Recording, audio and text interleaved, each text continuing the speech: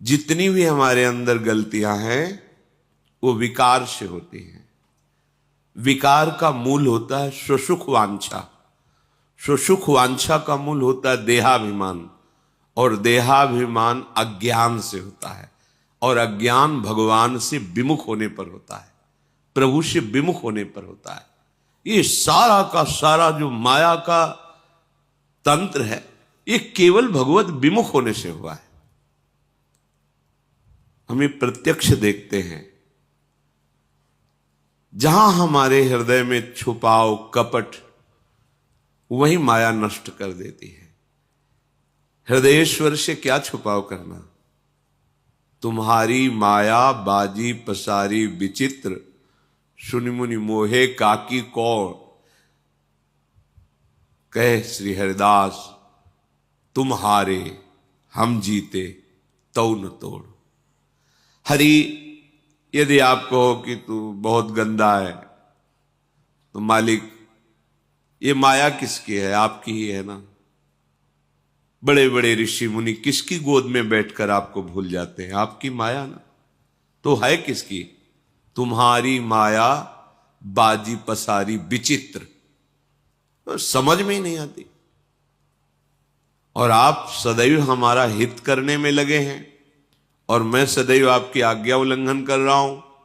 पर वाह मेरे प्यारे, आप मेरा साथ नहीं छोड़ रहे।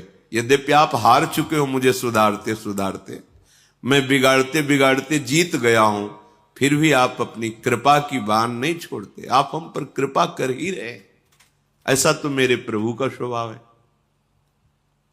और आप प्रभु से भी छल कपट दुराव, अरे ये इतने कृपालु हैं, बस जैसे हो वैसे इनके सामने पे बस नहीं मानना। जीव का स्वभाव है ना मानना, इसी से ये दुर्गति हो रही। नहीं, भगवान और गुरुदेव और भगवत प्रेमी महात्मा ये कहने को तीन है। वैसा ही हृदय जैसा भगवान का, वैसे ही भक्तों का हृदय हो जाता है। क्योंकि भगवान कहते साधु हृदयम मह्यम, मैं साधु का हृदय बन जाता हूं। साधु का हृदय मैं बन जाता हूं, मैं ही हृदय बन जाता हूं। अगाध हृदय में करुणा होने पर भी जब आप कपट करते हैं, छल करते हैं, देखो अनंत जन्मों की बिगड़ी केवल धामवास से बन जाएगी। तुम कामी हो, क्रोधी हो, लोभी हो, मोही हो, कुछ भी, बस एक बात हजारों बार कहे, वैष्णव अपराध न बने, गुरु द्रोह न बने। बस तुम जैसे पड़े रहो। यहां पड़े रहने से भगवत प्राप्ति हो जाएगी, पड़े रहने से। अरे धाम है भाई, ये कोई तीर्थ थोड़ी है। तीर्थराज प्रयाग भी जहां मस्तक रगड़ते हैं, ईश्वर कोटि के महापुरुष जहां की रज की याचना करते हैं, उस परम पावन धाम में आप वास कर रहे हैं। कहीं वास करके साधु समागम है, साधु समागम के प्रभाव से भजन, रात दिन आपकी दिनचर्या भागवतिक, तो आपके लिए भगवत प्राप्ति कोई कठिन बात है क्या?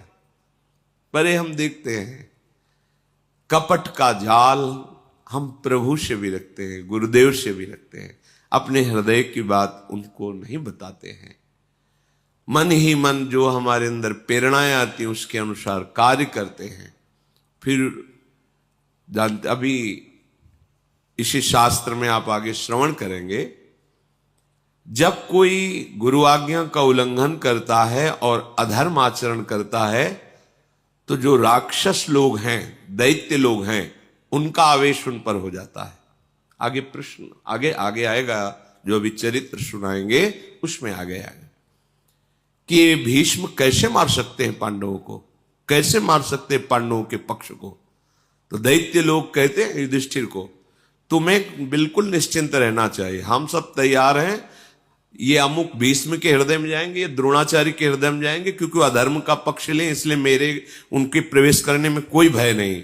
अब भीष्म कार्य नहीं करेंगे, मैं कार्य करूंगा उनके शरीर में बैठकर। आश्चर्य हुआ कि हो, ये जो आज्ञाओं का उल्लंघन करते हैं उनकी बुद्धि इतनी भ्रष्ट हो जाती है। उन्हें बताया कि जो अधर्म आचरण करता है मेरे लिए खुला दरवाजा हो जाता है। मैं राक्षस, उसके हृदय में बैठकर ऐसे आचरण कराता हूं कि अपनी पार्टी में सम्मिलित कर लेता हूं। बोले तुम्हारी बुद्धि क्यों काम? क्योंकि वो आविष्ट हो चुकी है, असुरों से आविष्ट, आसुर भाव वहां प्रकाशित हो गया है। बार बार कहते हैं केवल बात मान लो, कोई नहीं छू पाएगा। जीते विनायक शुभ अशुभ, विघ्न करे नहीं कोई। पर बात क्या, प्रभु से भी छल, सामने कुछ और चेहरा, पीछे कुछ और चेहरा। बड़ा आश्चर्य है भगवती माया के इस महाबल का कि वो सर्वांतर्यामी प्रभु से भी कपट कर रहा है। रोज सत्संग सुन रहे हो तो हम आपसे प्रार्थना करते हैं, किसी और से कहने की जरूरत नहीं। जैसे हो वैसे के वैसे प्रभु से प्रार्थना करो, उनको अपने हृदय की बात बताओ, उनके सामने रो, गुरुजनों से बात बताओ, रो। वो कहे या ना कहे, ठीक हो जाएगा, अपने आप ठीक हो जाएगा। इनके दरबार की ऐसी महिमा ही है कि वो कहे जाओ ठीक हो जाएगा, ये कहने की जरूरत नहीं, अपने आप ठीक हो जाएगा। पर हम कपट करके उनके पूछने पर भी, उनकी आज्ञा पर भी अपने मन को उत्साहित करके परमार्थ भ्रष्ट आचरणों को करते हैं तो आसुर भाव प्रकट हो जाता है, कुछ समझ में ही नहीं आता। और जब समझ आई तब समझने लायक नहीं रह जाता। इसलिए रोज सत्संग सुनते हो, आप सबसे प्रार्थना है कि आप जो अधर्माचरण करेंगे उसका फल तो न्यून हो सकता है माना, पर इन दैत्यों का, इन असुरों का प्रवेश करने का रास्ता बन जाएगा। ये आसुर भाव, ये राक्षसी भाव तुम्हारे अंदर आकर फिर वो कृत्य कराएगा जो तुम बाद में कहोगे कि मैंने किया ही नहीं, पता नहीं कौन मेरे से करवा लिया। ये शास्त्र के रहस्य की बात बता रहे हैं आपको। इसलिए बहुत सावधान, बहुत कीमती जन्म है। सत्संग में बार बार कहते हैं सावधान हुए तो धाम भी छूट जाएगा, श्री जी के चरणारविंद का आश्रय छूट जाएगा, जीवन निरर्थक हो जाएगा। नहीं मानना। अहंकार इतना बैठा हुआ है कि बस वासना के प्रवाह की तरफ ही बहाए लिए जा रहा है। अरे डूबने वाले को एक तिनके का सहारा बहुत बड़ा होता है, फिर तुम्हें तो लाडली जो का सहारा मिला है, भव समुद्र में कैसे डूब सकते हो? गुरुदेव का सहारा मिला, कैसे डूब सकते हो? पर तुमने तो सहारा नहीं, सहारा तो लिया भोगों का, छल का, कपट का सहारा लिया, डूब जाओगे। सत्संग सुनो, उसे आचरण में उतारो और मन से लड़ना सीखो। ये मन से जो तुम हार रहे हो, इसमें तुम्हारी कमी है। तुम इतना दुलार मन को क्यों करते हो? थोड़ा प्यार तो प्रभु से कर लो, प्रभु के नाम से कर लो, प्रभु के जनों से कर लो, प्रभु की बात पर कर लो। अनंत जन्मों से इसी मन का दुलार करते रहे हो, इस जन्म में थोड़ा तो समझ जाओ। पर वो समझना नहीं, अपनी समझ को वासना के हाथ समर्पित कर दिया तो कैसे समझ पाओगे? उपासना के हाथ समर्पित कर दो, अभी ठीक हो जाओगे, अभी समझ जाओगे। कुछ ठीक नहीं होना, बस स्वीकृति बदल देनी। जहां स्वीकृति बदली तुम विजय प्राप्त कर लोगे। ना तुम स्त्री हो, न पुरुष हो, भगवान के अंश हो, प्रियाजू के निज जन हो, ये कहां स्वीकृति? स्त्री भाव में हुए तो काम, क्रोध, लोभ, ईर्ष्या मुझे, पुरुष भाव में हुए तो इसी भाव की स्वीकृति से तुम्हारे अंदर ये सब दुर्गति वाले लक्षण हैं। भाव को तो बदलो, पर कोई सुनकर, समझकर, मानकर के बिरला ही चलता है। नहीं, सब मनमानी। हे मनमानी, इसीलिए भगवत प्राप्ति बहुत कठिन कही जाती है, इसीलिए संत समागम का फल मिलना बहुत कठिन हो जाता है, क्योंकि सब अपने मनमानी। अरे थोड़ा तो गुरु मानी बनो, थोड़ा तो शास्त्र आज्ञा का पालन करो। ये जन्म बहुत कीमती। देखो वैसे ही प्रारब्ध कर्म बड़े बड़े संतों को देखो कष्ट दे रहे, तो आप विचार करो जरा, क्या आप सदैव सुखी रहेंगे? क्या आपका सदैव शरीर स्वस्थ रहेगा? क्या आपको सदैव सहयोग मिलेगा सांसारिक व्यक्तियों का?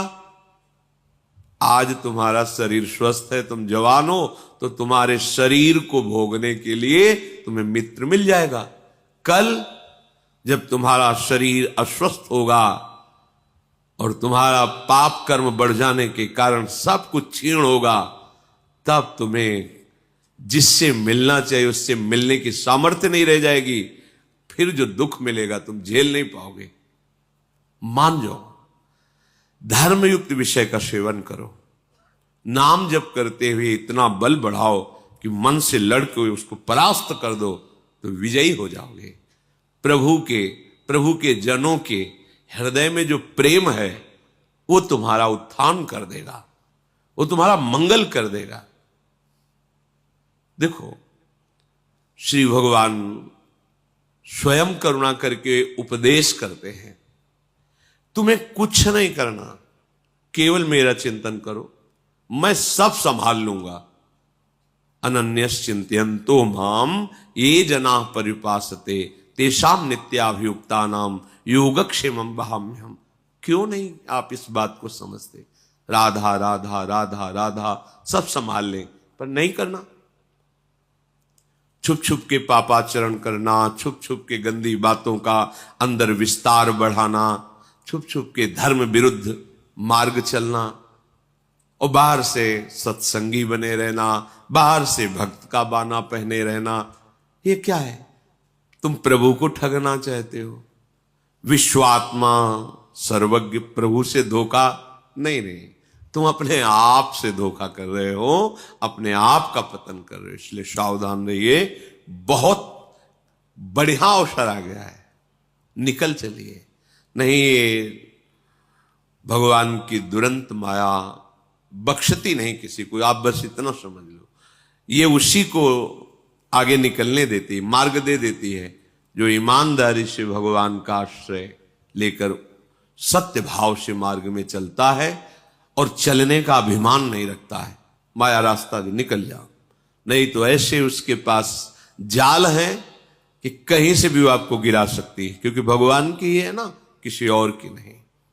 जो भोजन है ये जीवन का एक बहुत बड़ा अंग है, हमारे प्राणों का पोषण होता है, और सूक्ष्म बात, इससे हमारे मन का निर्माण होता है।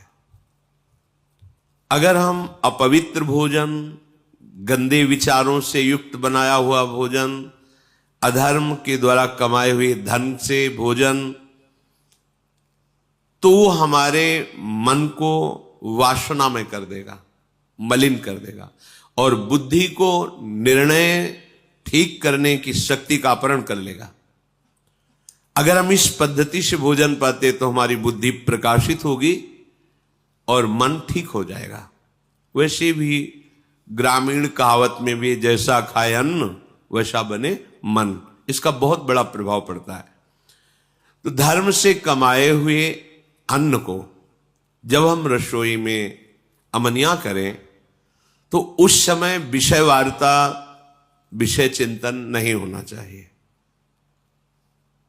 अंदर ही अंदर नाम जप करो, भगवत चिंतन करो और विचार करो कि प्रभु को भोग लगाना है, चाहे गृहस्थ हो चाहे विरक्त। प्रभु को अर्पित करने की भावना में ही पवित्रता आ जाती है। छूना मत, श्री जी को भोग लगाना है, एक पवित्रता आ जाती है। और जब हम भोग लगा के प्रसाद पाए तो दूसरे हाथ का स्पर्श न हो, बाएं हाथ का स्पर्श न हो। जैसे जो लोग दोनों हाथों से ऐसे, ये बुद्धि को खराब करने वाला, ऐसे नहीं पाना चाहिए। बाएं हाथ को अलग करके दाहिने हाथ से, एक हाथ से ही भोजन पाने का विधान है, आराम से केवल नाम जप करते हुए। दूसरा, शब्द रहितम, भोजन पाते समय आवाज नहीं करनी चाहिए, मौन रहना चाहिए। नाम जप करो अंदर से, कोई पद चला लो, शांत हो जाओ। भोजन परोसने वाला रोटी हल्ला मचा के ये ऐसा नहीं, वो जब आपके सामने परोसने आ रहा है, वो जो दे रहा है आपको आवश्यक है ले लीजिए, नहीं आ रहा है जितना आया है राधे श्याम पाली। गृहस्थी में तो स्वयं आपने बनाया, भोग लगाया, आराम से बैठ के नाम जप करते हुए पाइए। एक हाथ से पाए, दाहिने हाथ का ही प्रयोग होना चाहिए। दोनों हाथ स्पर्श होने से फिर वो अपनी बुद्धि को मलिन कर देगा, ऐसा शास्त्रीय सिद्धांत है। पात्र में एक ही हाथ का स्पर्श होना चाहिए। ऐसे प्राय जो लोग सत्संग नहीं करते, साधु सेवन नहीं, वो दोनों हाथों से ऐसे नहीं पाना चाहिए, शास्त्र निषेध। तो भोजन भगवत चिंतन करते हुए बनाएं, प्रभु को अर्पित करें, और जब प्रसाद पाए तो मौन रखें। उस समय प्रसाद के समय बोला नहीं जाता, बातचीत ये वो ऐसा नहीं। किसी की तरफ देखो मत, अपने प्रसाद की तरफ देखो, सावधानी रखो, एक एक कवल में भगवत नाम जपो, राधा राधा राधा। उससे क्या होगा, आगे कह रहे हैं, क्षमस तारणाय वही, अपने को तारने की और दूसरे को भी तारने की बुद्धि उसके अंदर प्रकट हो जाती है। हम लोगों की आज जो बुद्धि मलिन है ना, मनमानी आचरण करने का आदेश कर रही है, उसका कारण यही है। बहुत तरह से हम अपनी बुद्धि को अपवित्र करते रहते हैं। आहार पूरे जीवन का आधार है। भोजन ठीक है तो सब ठीक हो जाएगा। भोजन धर्म युक्त कमाए हुए धन से भगवत चिंतन करते हुए रसोई में अमनिया करके भगवत अर्पित करके प्रसाद स्वरूप मौन धारण करते हुए नाम जप करते हुए प्रसाद को एक हाथ से पाना। इससे क्या होगा, कह रहे हैं सात क्षमस तारणाए वही, वो अपने को भी तारने में समर्थ है और दूसरे को भी तारने में समर्थ हो जाएगा। क्या होगा, उसकी बुद्धि भगवत परायण हो जाएगी। और इसके विपरीत जूता पहने हैं। अब जैसे आप समय देखो कलयुग का, आप जैसे भोजनालय में कहीं, जिन्हें होटल आदि कहते हैं, वहां पाने गए तो आप जूता थोड़ी उतारते हैं, हाथ थोड़ी धोते हैं, कुल्ला थोड़ी करते हैं, पशुवत आचरण। ऐसे ही जूता पहने हुए, ऐसे क्या कैसा बना हुआ है, कोई निर्णय नहीं। तो बुद्धि कहां जा रही है, देखो ना, केवल धर्माचरण की तरफ बुद्धि जा रही। शास्त्र युक्त इंद्रियां शांत, भगवत चिंतन परायण, धर्म युक्त चेष्टा, ये सब केवल कहने में रह जाती, जीवन में आचरण में नहीं आ पाती, क्योंकि आहार विहार ही ठीक नहीं है। यही मूल है। बड़े बड़ी पवित्र बुद्धियों को भी आहार दूषित जाने पर भ्रष्ट आचरण हो गया। आहार बहुत बड़ा बल रखता है। जिसने कभी जीवन में मदिरा एक बूंद भी जबान में नहीं रखी, और जिसने कभी किसी की निंदा नहीं की, और जो विधि पूर्वक शास्त्रों का स्वाध्याय करता है और नाम जप करता है, वो पूरे विश्व को तार देगा, अपने आप को भी और पूरे विश्व के तारण करने की सामर्थ्य रखता है। ये साधारण बात नहीं है। जो आजकल के नवीन अवस्था के बच्चे खिलवाड़ में मदिरा को पीते हैं, क्या है, जिसके मुख में कभी जीवन में मदिरा नहीं गई है, किसी प्रकार से किसी की निंदा नहीं की, दोष आरोपण नहीं किया, और जो शास्त्र स्वाध्याय भगवान नाम जप करता है, सहज में मन शांत होकर उसका भगवदाकार हो जाता है। पूरे विश्व तारने की तात्पर्य है कि अगर पूरा विश्व उसकी बात मान ले, उसका आश्रय ले ले, तो उसका कल्याण करने में वो समर्थ है।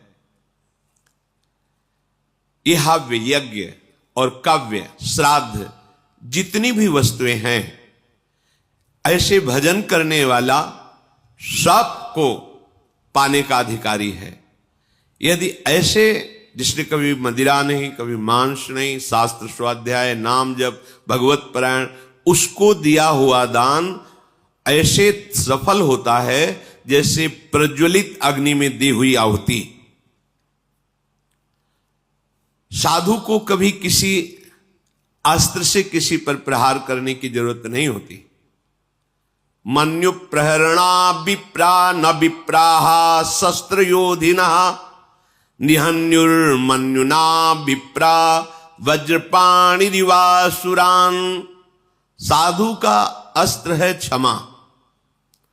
वो किसी लोहे या धातु से बने हुए हथियारों को पास रखकर उनसे प्रहार नहीं करता। जैसे त्रिभुवनपति इंद्र के हाथ में वज्र विराजमान है और जिस पर प्रहार करें अमोघ है, ऐसे साधु का असंतुष्ट हो जाना अपराधी को नष्ट कर देता है। अस्त्र की जरूरत नहीं, मारने की जरूरत नहीं, मुस्कुराने की जरूरत है। ध्यान रखना, अगर कोई साधु नाराज होकर तुम्हारे अपराध पर तुम्हें कटुवचन बोल दे, दंड विधान कर दे, तो जय मनाना, भगवान तुम्हारी जय हो, तुमने निर्मल कर दिया। और अगर वो मौन होकर के निकल जाए तो घबरा जाना, फिर तुम्हें कोई नहीं, वो वज्र जैसे अमोघ, ऐसे यहां कह रहे हैं। वज्रपाणि रिवासुरान निहन्युर्मन्युना विप्रा। वो उपासक, वो साधु, उसी को भगवान में संकेत करते हैं।